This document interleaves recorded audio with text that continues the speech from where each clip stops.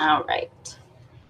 So just so you know, for accessing Brightspace, to be fully thorough here, on our Marywood homepage, there is a link to Brightspace down on the bottom, just like we've had for Moodle. At the end of the semester, we'll probably take it off the bar here. So if you don't have that page bookmarked, you'll want to bookmark it. Or I'll actually send the web link in our chat here so you guys could have it, because you can go to it directly. But otherwise, we have the Brightspace link, and we do have our website for this is learn.marywood.edu. So you don't have to go through the homepage. You can always just type in that learn dot at the start of our web address and get to Brightspace. The nice thing about it is that if, you know, in 5 years when our contract's up, if we reevaluate and we were to decide Brightspace not for us at that point for any reason, we're always going to keep this URL for our LMS moving forward. So it will always be learn.marywood.edu. So our login is the same as your Marywood U Moodle credentials. And you can go ahead and log in. And then we end up on the Brightspace homepage. All right. So this white bar at the top is referred to as the Minibar, and that will be on every page no matter where you are.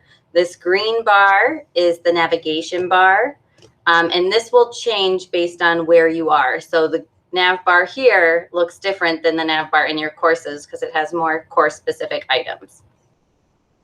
Down below that, we have our notification update. So we're going to talk more about this later, but this is an important thing to highlight for your students as well, because they have to opt into their notifications, just like you're going to opt into your notifications later. So I'm going to show you how to get to it through the profile, but for your students, you can just tell them, click update and email your text settings on the homepage. You don't even have to go through telling them how to access their profile.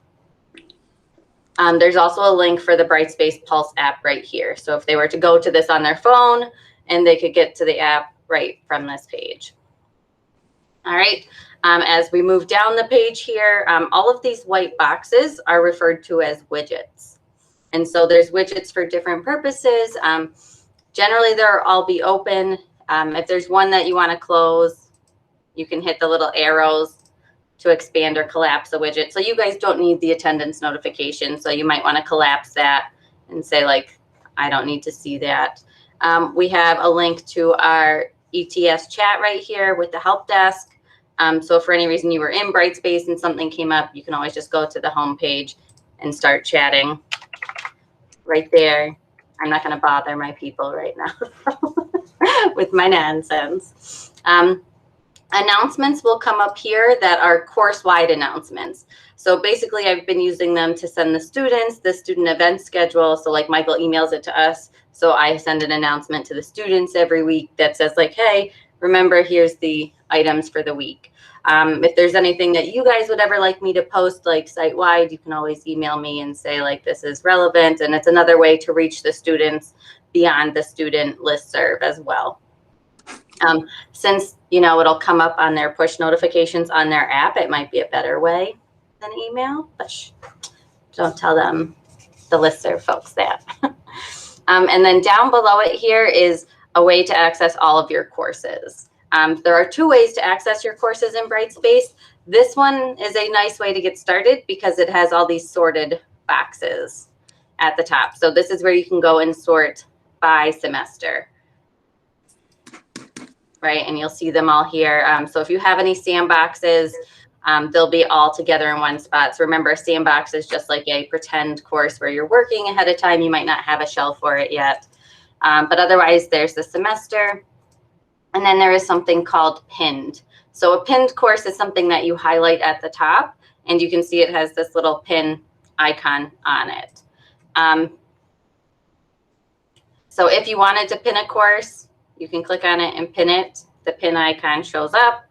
And then if you were to go back to your pinned box, you'll see I now have all of the courses that are pinned there. And you can just click the pin to remove it. One of the nice things about looking at your courses down here is you get this highlight for your courses. So you can see I need to look at my course because I have 34 unread discussions and 24 assignments submissions that I need to grade.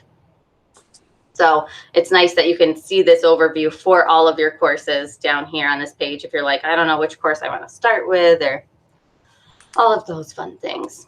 If we scroll down the page a little bit further, there is a link to the calendar here. So if there was anything for today specifically, and then I just put in all of the dates that are on the academic calendar. So the students can also see all of the academic calendar dates here without having to go to the academic calendar page. We go down even further. There's a Brightspace orientation. So for at any point, if you forget navigating this process or what the different items are, you can launch the orientation. And I made this guy for you guys. There's also one for the students, and it goes through and just says, you know, how do I find my courses? Connect with your students. It gives you an overview of a couple of areas. So if we go through training, you know, and you take a break for the summer and you come back in the fall and you're like, I need a quick refresher, you can always launch this orientation to get a reminder about all the things that are there. And then after you go through them all, you have the option to dismiss it and it will stop showing up. And then down at the very bottom is the Brightspace community. So if you're looking something up and you know you're working off hours, or you've sent us an email and for whatever reason we are taking too long to get back to you, you can always search the community. It's a great resource for us so far, especially as we were learning like last summer and things to find different pieces out. But so that is our homepage. Any questions on the homepage? I will say we also are going to be adding a new widget called Work to Do. And what that does is for the students is it shows them all of their upcoming due dates in all of their classes in one spot. So that'll be super helpful for them, but it relies on faculty setting due dates for assignments and different things in the system. But all right, so if we go back up here to the top. If I may, can we customize also this first page in configurations or not? This is done by Marywood? Yeah, not this page. Yes. All right. All right, so up here is the white minibar. This part is the same every page that you go to. If you click on the Marywood icon, you will always come back to this lovely homepage right here. Over here, then, we have the Waffle icon.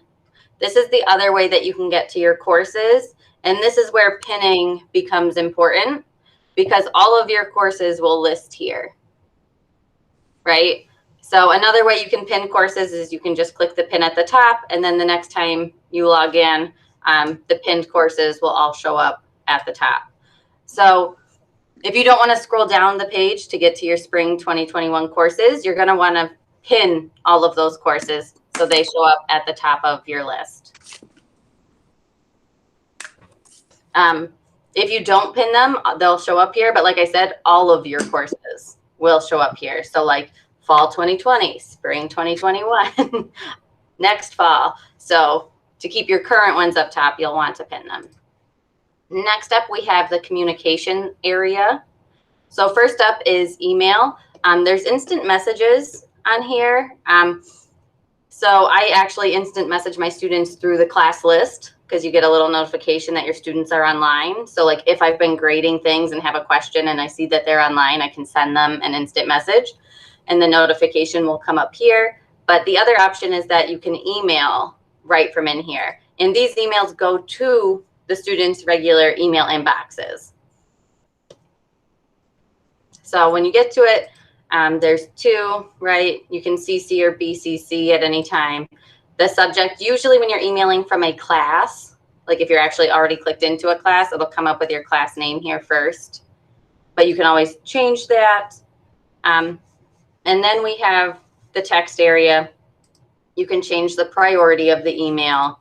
You can add attachments. You can do an audio recording if you wanted to do that. And then obviously the send button sends the email. there is a settings icon up here that I recommend you check out, because it gives you the option to save it where you want to save your outgoing messages. So like if you send an email from Brightspace, do you want it just sent to your folder here? Do you want a copy of it in your inbox as well? You can set up an email signature if you wanted. So I recommend checking out those settings. Kat, just a question. So Yes. wouldn't it operate just like the Marywood email, that you would have a copy at least in your sent file? So because it's sending from Brightspace and not from your actual inbox, you'll want to come in and at least make sure it's checked, save a copy to the sent file. But that's the sent file within Brightspace. So like here, there's sent mail. So I can see all the mail I have sent from within Brightspace.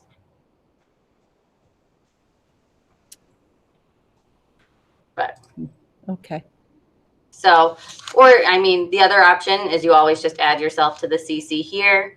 But I like to use the settings feature to do that, just to make sure I have a copy of it somewhere. Right. But you can't set your settings for all your emails at once. It has to be individually each time. No, so this settings is permanent. So like this is for all of the emails. So if you go in and check these once, you're good. Oh, good. That'll do it for all of your Brightspace emails. Thank you. Yep. All right. Down here in the text box, you have all of your regular text items, font size, different piece. We'll talk more about these items when we do discussions and such. I'll just show you my favorite feature now, though, because I love it. Here is this link icon, and it's a quick link. So it'll actually let you link to items in your course. So if you were to send a student an email and say like, hey, you forgot to look at, or like you forgot to do quiz 1, you could actually like link them to quiz 1. And so then they have no excuse. They can't say, I can't find it because you sent them the link. And if they click on it, it will take them right there. But any questions on email within Brightspace? All right, next up is subscription alerts. So that'll just come up to any discussions that you have subscribed to. So if you have a discussion for your students that you're subscribed to, or if you have like a general questions forum in your class that you've made and you subscribe to it, you'll get a little notification anytime somebody responds to that. And then this next one over here is update alerts. So update alerts, you can see this one. It gives you a reminder that this was due on the 15th. It'll show up with a little orange dot here to let you know that there's an update. But for the students, it's also helpful because they'll get updates when something has a due date coming up. If you add something to the course, like a piece of content, it'll say, hey, this content was created. And then later, actually, if you modify the content, you have the option to like let them know that there were changes, if they were substantial changes, or say like, you don't need to update them because I just fixed a typo or something. But students will also get an update alert if you've graded something in Brightspace. So any questions on our message center here? All right, and then next up over here is your profile. All right, so if you go ahead and click on your profile, there's a couple things that we can do here. The first one is this is where you will access the student view. So if you're ever looking at your course and you're like, I want to see what the students see, you can hit the View as Student button, and then you will look at it from the student perspective. You'll know you're looking as a student because it says up here as a student, and you'll notice that my box has changed from my initials to my fancy arrows. So it's saying you're looking as someone else. To undo it, you'll just click on the name again, and you'll hit the X to stop your student view.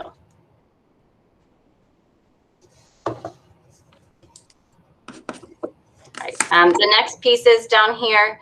We're going to talk about the profile notifications and account settings. We're going to save my portfolio for a separate training session because there's so many pieces to that. But when you look at your profile, you can add a picture here. And then they have like a tagline. If you're familiar with Twitter at all, you know, a lot of times people put like a short stint to describe themselves type item. Interest and hobbies can be listed as well. So the next more important area would be notifications. All right, so this is the one that you want to highlight for your students. It has that button on the home page, update settings.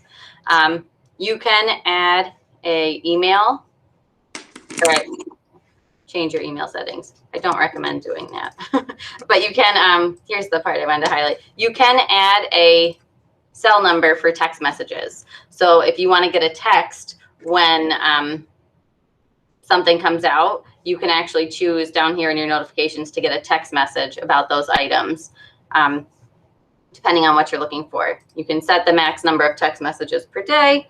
And then you have the option to get a summary of activity. So if you want a summary of activity for each of your courses, you can choose to get one daily or weekly.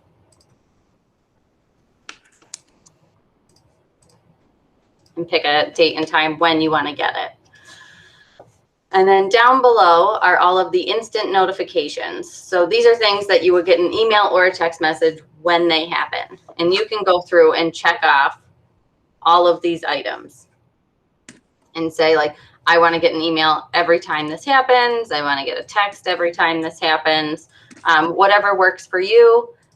The part that's super helpful to highlight for your students is that if you are using due dates, they can get a text message when an assignment is 2 days away or the actual due date. The same for quizzes down here.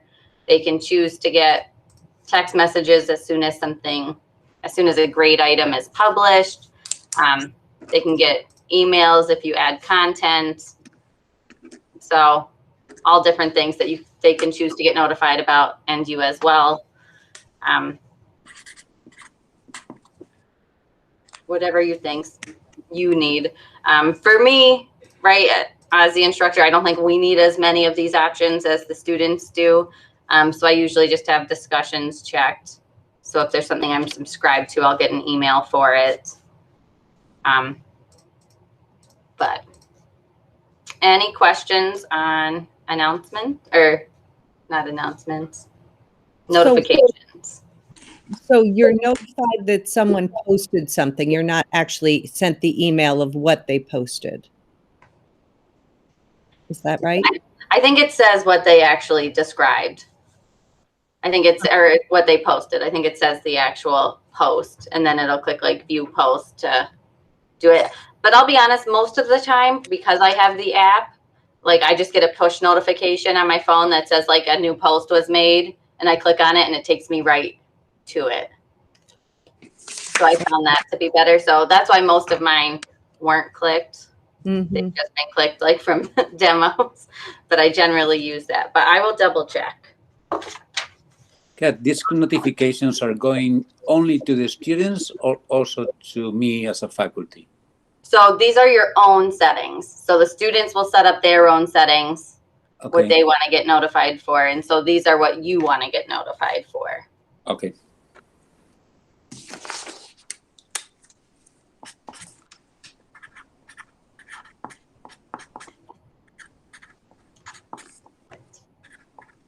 And then the last thing in here that we're going to talk about is the account settings.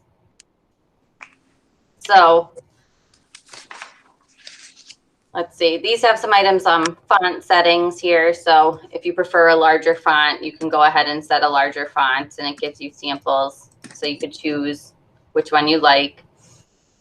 Dialogue settings, we recommend leaving it as dialogues. It says pop-ups if you view on a small device. So like if you have a student that usually only has a, you know, like a tablet, or if they're only accessing it like the web on their phone, then we'd want to say, oh, you'll want to pop up instead of a dialogue. So there's different things that we can do there. Most of the rest of these Most people aren't going to change, but if we have anybody with accommodations or anybody that uses a screen reader or different things, we'll talk. They'll need more of these, and you can always direct them to us, or if you have more specific questions. Here's one that still might be important for everybody. Do not automatically mark items as read as the page scrolls. So like if you look at a page and you're reading through it and you reach the end, it'll mark it as read, not in a discussion forum, but just like on a content page if you were to make one.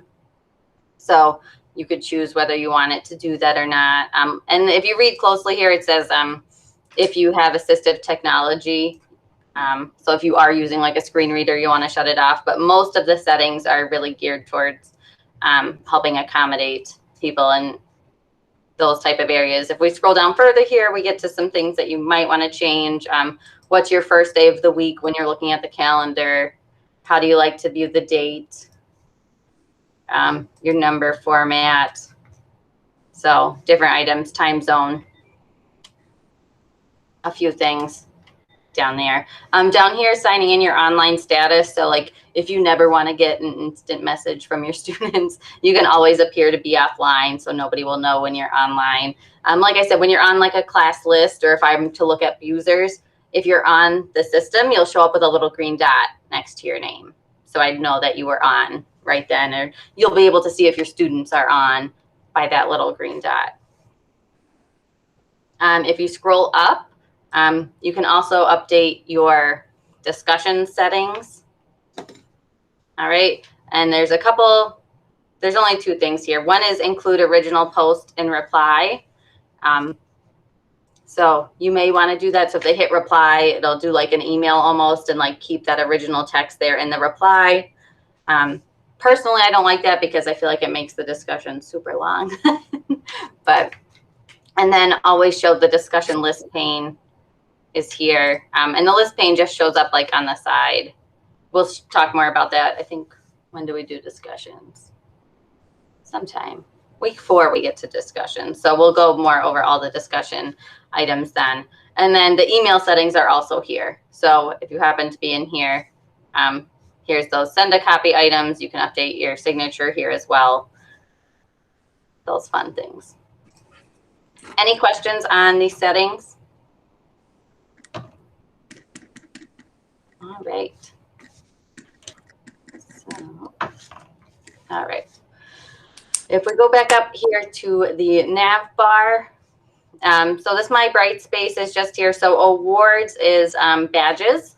So if we start to have any badges or a badging program, they will be here under awards. There's also a second link to the calendar. And LOR is the Learning Object Repository. So the Learning Object Repository, we're still in the process of setting them up, but this is the one that Amanda talked about where they were creating resources for faculty in Brightspace that you could import into your course. So you can see the library resources has 4 objects, and if you click on their repository, you'll be able to look at the items they have published. So here's an article that they have. You can click on it and see if you just wanted to go in and start to explore them as they get here, but you'll be able to add these to your courses. So once again, that's the LOR, the Learning Object Repository. Eventually, we'd like to get Learning Object Repository set up by discipline. So that way your department could have a Learning Object Repository that you could go in and share resources or pull things. So like for me, for math, like if I found a cool math article, I'd be able to add it to the Math and Sciences repository, and anybody else in my department could go and look at it and say, oh, that is cool, and add it to their course. But next up, so we have the Discover tab. And the Discover tab are open courses. So you'll see we have a couple people that are already in the process of building courses. So these are open courses. They're open enrollment. So You can see here, higher ed admin has one, and it gives an overview of what it's for. So it's geared for people in the master's in higher ed program, but it's got all of the resources that they need, like throughout their entire program. If you are a club advisor, or any of the other club advisors, and you want to tell them, we can set up club pages here. So that way it would be a good spot that students could go and search for clubs and get additional information for clubs while they're in the repository. So like you just click enroll, it tells you you're enrolled, and they can open the in-course. So, but yeah, so Discover tab are open enrollment courses, and you can search for them. You can see the new ones are here. There's also an option for me to add highlighted ones. So like, I'll tell you my plans, guys. I hope to get like financial aid and people to set up a course like this, because they could like hold different resources and items in here, or like their own kind of like mini training module courses. And then like during like when FAFSA is due in May, right, I could highlight the financial aid course. So when students came here, it would show up at the top and they'd be like, oh, look, that's what I need. Anyways, I digress. Next up is the Quick Eval tool, which if you are going to grade anything in Brightspace, you will like, because it shows you everything that you have to grade for all of your courses all in one spot. So then there's a couple different ways to view. You can view by submissions, so I can see everybody's individual submissions, or you can view by activity. So if you have multiple sections of the same course and you were to have, like a couple quizzes, you could actually grade that quiz for all of your courses at one time. So there's an evaluate all, submission list, more button, but you could go on and see them all at one spot. And there's different filtering. So if you wanted to just filter by one course or by one activity, you could. But the Quick Eval tab is definitely my friend. And then we also have the Help tab here, which takes you to video tutorials about Brightspace, their documentation, that community, like we have linked on the bottom of the homepage, a link right to our help desk. And then the one cool thing that's here is a system check in this help area. So if you do a system check, it'll check to make sure some of your basic settings are set up appropriately to work the best possible way with Brightspace.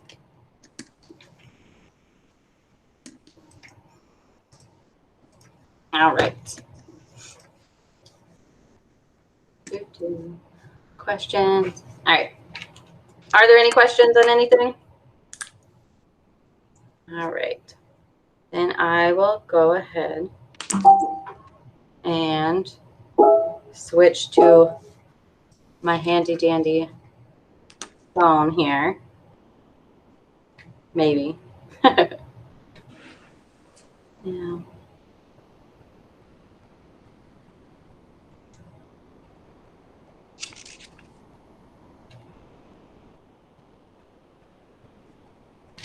All right.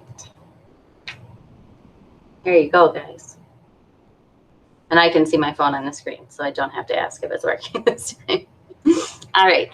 So in your app store, right, whichever, if you have iPhone, Android, you'll search for Brightspace Pulse.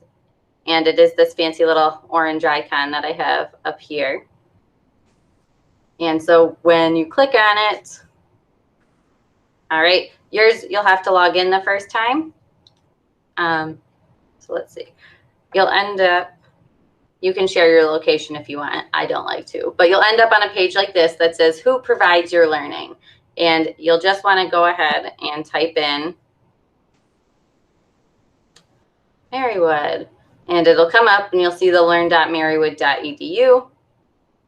You'll go ahead and click on our name and it'll take you to our sign in. Sorry, I have dark mode on, so yours probably will have a nice white background, unless you also have dark mode on. But you'll go ahead and type in your username and password and hit the login button.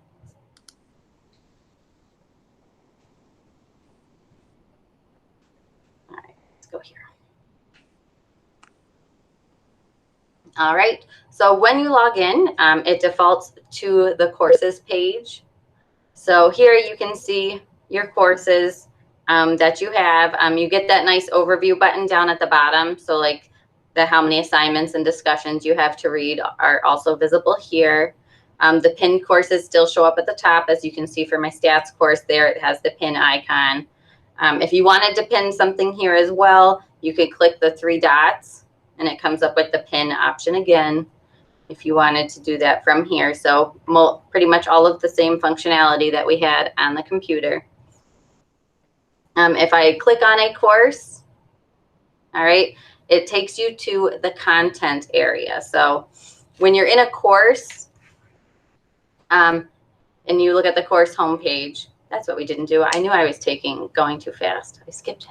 But so this is all of the content that's in my course, right? So I have the syllabus, let's get started, my weeks, things. But you can click on one. So I clicked on syllabus. I don't have anything in there because it's on the other tab. So here's my first week. I clicked on the week 1, week 2, sampling and data. You can see that I've already accessed my sampling and data overview because I have the check mark there. So if I were like looking at this for to see what I needed to do, I could be like, all right, I can skip that, go into my learning resources, and I can see here's all the things that I have to look at for this week. If I go ahead and click on one, it'll either open right in the app, and I can look at it right here on my phone.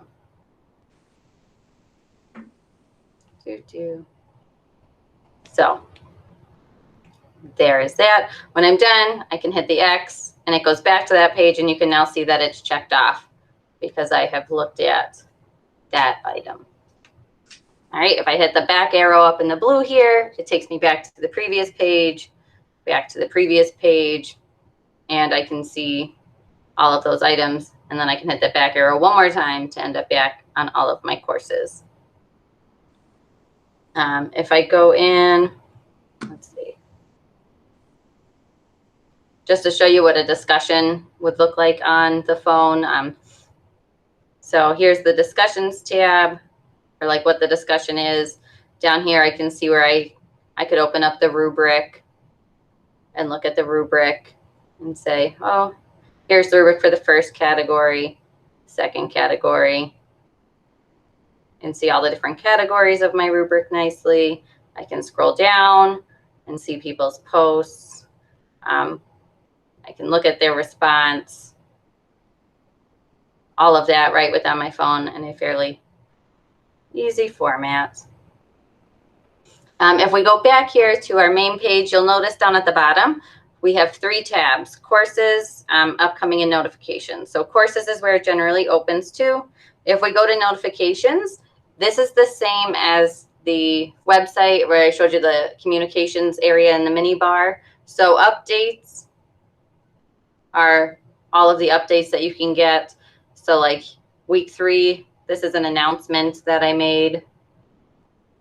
If they want to view the announcement fully, you can actually see, oh, here's all of the announcements for my class. But they can read it right here without having to like go anywhere else or leave the app, which is helpful. And then you also have the subscriptions tab at the top. So anything that I'm subscribed to in my course, I'll get extra notifications about it here.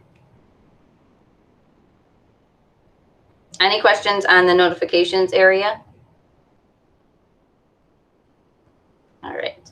And then I will show you upcoming. And this page is why it's called the Brightspace Pulse app, because it's supposed to give you the pulse of your academic journey, or something much better described than that, but along those lines. And so if I were to click on a day, so Monday the 15th, you can see like I have this big blue curve. That's because I have more things due that day. So I had these 3 things due on Monday. If I look at today, my bar is flat down at the bottom because nothing is due. But if I go to Sunday, I have 1 thing that's due, and I can see it there. And it's for a different course because it has the pink bar next to week 9 instead of my week 15 that has like this orangey bar. So this will show everything that's due, like the new widget coming to the homepage that I mentioned for all of their courses. And you can get this visual display or this visual guide with the graph of like what to do. So personally, I like that because I could be like, oh, look, I don't have a lot due on Tuesday, so I can go out to dinner. Right? But you can kind of see, so it's a good visual to help the students as they're managing and organizing their time. So there's a couple different tabs up at the top that this goes with though, which is work to do, events, and all. So work to do items and events. So events are things that like might be on the calendar, but aren't necessarily like an assignment, whereas an assignment will show up in the work to do area. Whereas like the event is like, oh, I'm going to hold office hours and it's on the calendar. I prefer just using the all tab just so everything's together. However, if you do your app the first time, you might notice that you don't have all of the graphs on every page. You might only have it in one spot. So if you hit these 3 little dots, you'll see graph settings. If you have an iPhone, the settings button is somewhere else, but you still have a settings button. But you can see the graph settings and they just toggle on and off what you want to have the graph for. So I'm going to leave my graph just on for the all tab. And then if I go back, you can see it just lists all of the events on my calendar. It just lists all of my assignments. And then if I go to my all tab, it does the day by day with the graph. So you can set yours up however you like. So it's merging with your calendar. Like, do you have to do something to merge it with your calendar? So it's not merging with your Google Calendar. It's merging with the calendar in Brightspace. Got you. Okay. The Brightspace calendar only. And that graphic shows just one course? Nope, it shows all of their courses. All of the courses. You actually have 2 courses. Yes. And they will show the what to do events in both courses. All right, that's good. Yeah. So if you look at the first one right now, the pink one, that's in the Nutrition and Dietary Needs of Long-Term Care Residents course. And then the brown one below it is in my stats course. Okay, so there will be a graphic in each of these colors. So not for each of their colors, like the graph will only show so like just on like the list item. So like I turned the graph off for my event page. So when I list it, I can see the different color on the left side and it says the different course name. Okay. But when I'm looking at the graph only shows the one day at a time. So like I can only see what's due on that day for all of my courses. So if I had multiple things due, it will show us the multiple things independently of the course, regardless of the course, right? Okay. Yeah, so it'll show all of them. All of them. All right. Any other questions on the app?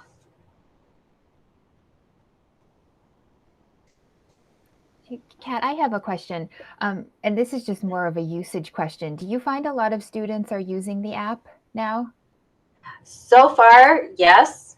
I'll double check our actual numbers because I'm pretty sure one of my logs that I have not fully learned to use yet says where their login is from, if it's a app login or if it's the web login. So I will check that. Thank you.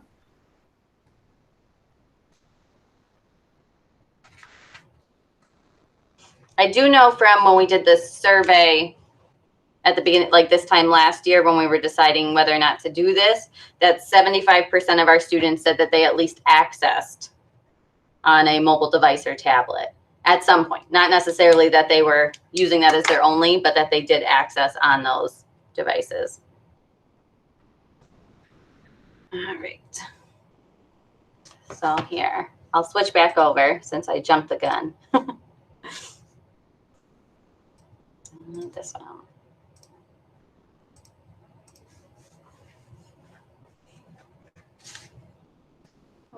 Mhm.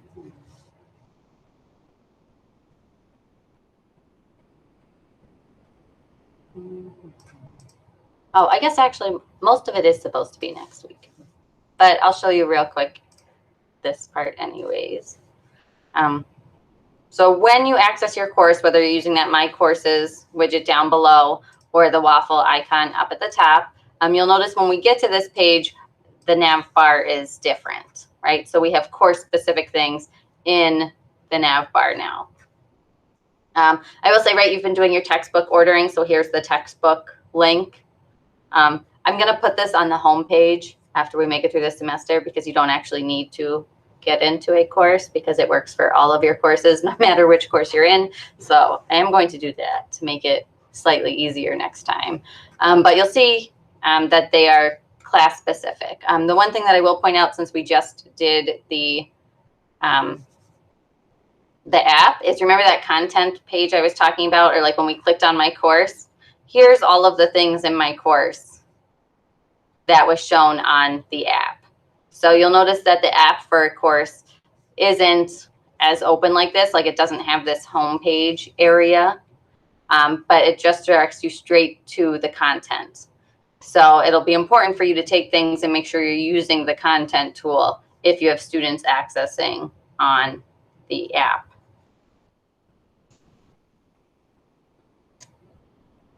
But otherwise, that's that, guys, because next week we're going to do course basics. So we'll talk about using this content tool, making course announcements, the grade book, how to approach building your course if you're doing it with copied content from Moodle or if you're starting from scratch. So all of that fun stuff. Do you guys have any questions? Yeah, Kat, I have a quick question about, because I have all my courses in Moodle, and I have one of the courses has a bank questionnaire, a questions bank of more than 500 questions that each question has a lot. How accurate it export the questions from Moodle to Brightspace? What type of questions are they? Oh, there are type questions with images, questions with formulas, questions with many things. It's a structures course. So yeah, I save it. I make a backup of the model course, but now I'm really afraid to push the button export. Yes. Well, we could try the export with the whole course. And if it doesn't transfer nicely, then we can actually export the whole question library and just go from question library to question library and see if that will be smoother. All right. But I will also look that up to see if there's anything I can find for you before we push play. But I do know, like, I know traditional questions, right? Like I know like multiple choice, short answer, like all of those have transferred perfectly fine. Okay. But I do not know specifically about ones with images for whatever reason. Okay. I will double check though. I think one of mine has an image and it transferred fine. All right. I had one image. But okay. Thank you. Thank you.